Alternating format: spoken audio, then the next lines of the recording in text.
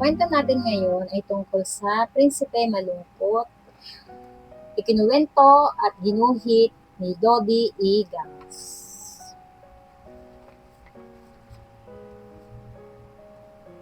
May isang prinsipeng malungkot.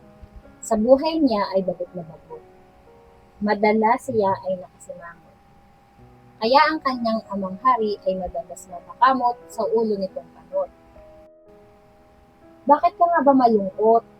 Bakit lagi kang nakasimangot? Gayong ang palasyo ay maraming payasong nagpapasaya sa iyo. Inang Reyna ay aburido, hindi mapakali sa kanyang trono. Madalas tuloy ay sumasakit ang kanyang ulo. Wika ng Inang Reyna, ginto at pilak, laro ang iba-iba.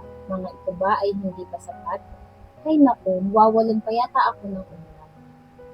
Kamahalan, ako ay may naisip na paraan. Kung ako ay inyong pahihintulutan, biglang singit ng mensaherong maliit. Sige nga at aking pakinggan, suwestyon mong dapat ay aking napakinabangan. Bakit hindi tayo magkaroon ng paligsahan? Kung sino man ang makapagpapasaya sa ating prinsipe, kahit sa anumang paraan ay ating gagantimpalaan.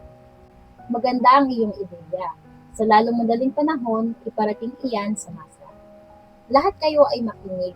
Ang ating hari humiling.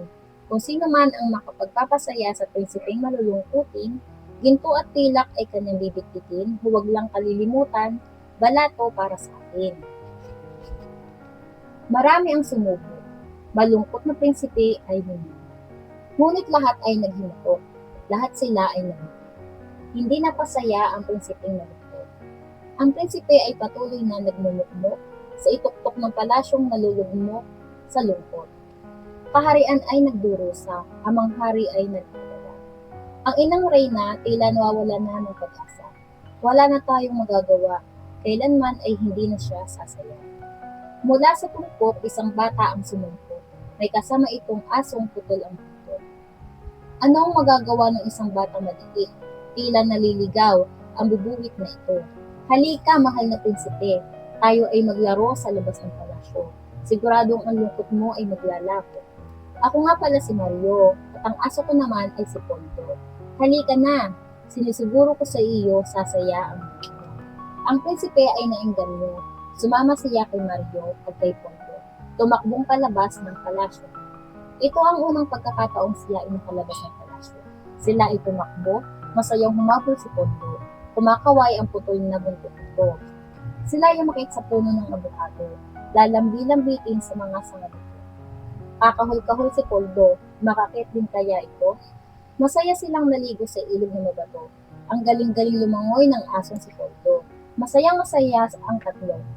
Tuwang-tuwa ang palasyo, binuksan ito sa pagpupo. Buong bayan ay dumalo. Sa iyo, Mario, tanggapin mo ang pabuyang ito.